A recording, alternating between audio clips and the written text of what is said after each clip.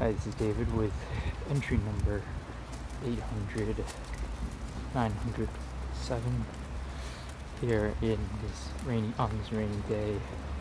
Just kind of meandering. Just got a lot of fruit, and I'm definitely very happy with my little fruit shack, because the last couple of times I've gone, the fruit has been stellar, and the prices are like crazy cheap. So like, I think I mentioned this before, but when you buy food here, like there's a really big importance levied on appearance, even more than taste.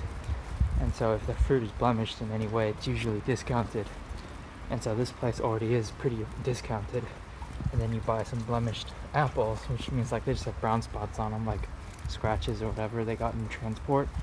And so I got 6 big green apples for $2.70, or like $2.50, which is pretty crazy. Like if I bought that much, like if they were unblemished and in like a normal store, it probably cost around $8 to $9, which is a lot.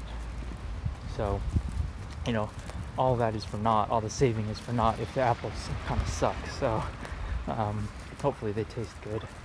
That would be the optimal situation to be in. So yeah, it's been a good day. I'm in my rain gear, as you can see. It's weather's been pretty nice for me, but I think suboptimal for the Japanese, especially considering today was going to be, or is, like the peak day for cherry blossom viewing, and now it's just been raining the whole time.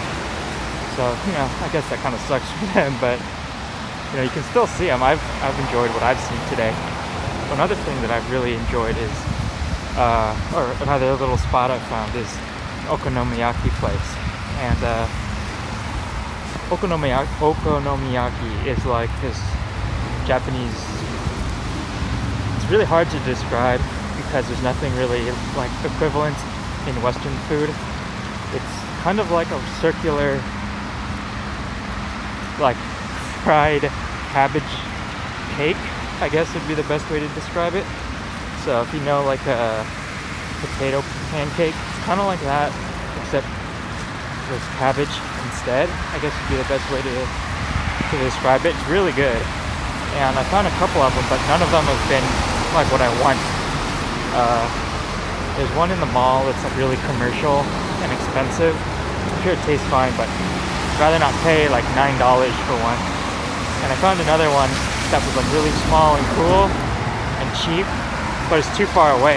Like it was like an hour and a half walk away. I mean, I could do it, and I probably will at some point, but it's really far.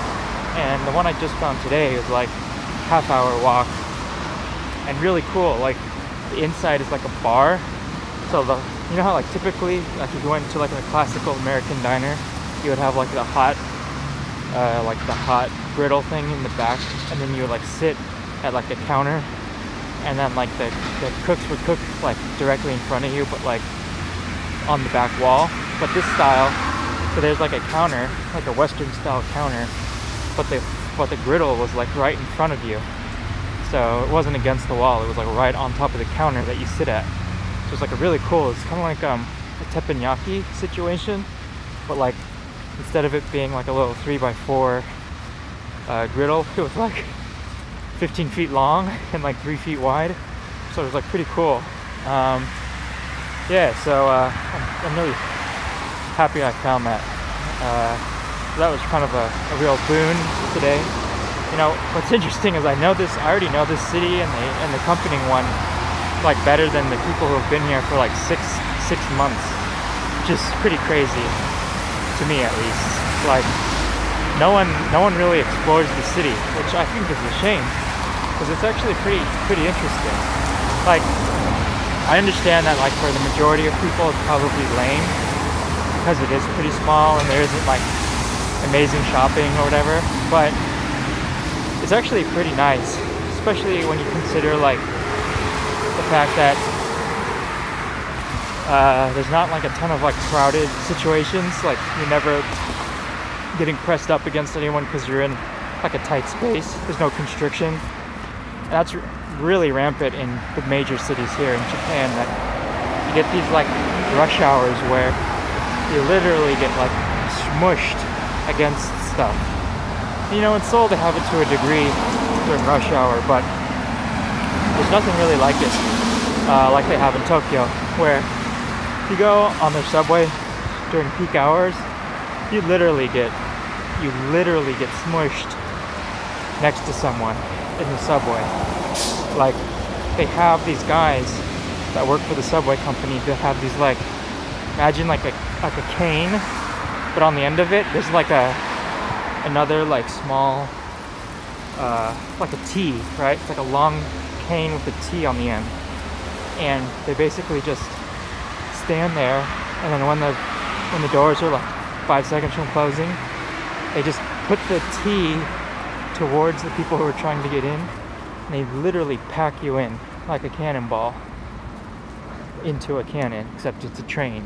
It's like one of the weirdest, most bizarre things I've ever seen. You can see videos of it on YouTube where poor Japanese salary men and women are just getting stuffed into this subway car like sausage into a casing.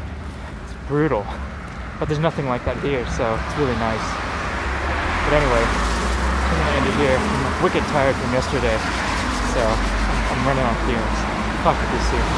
Bye.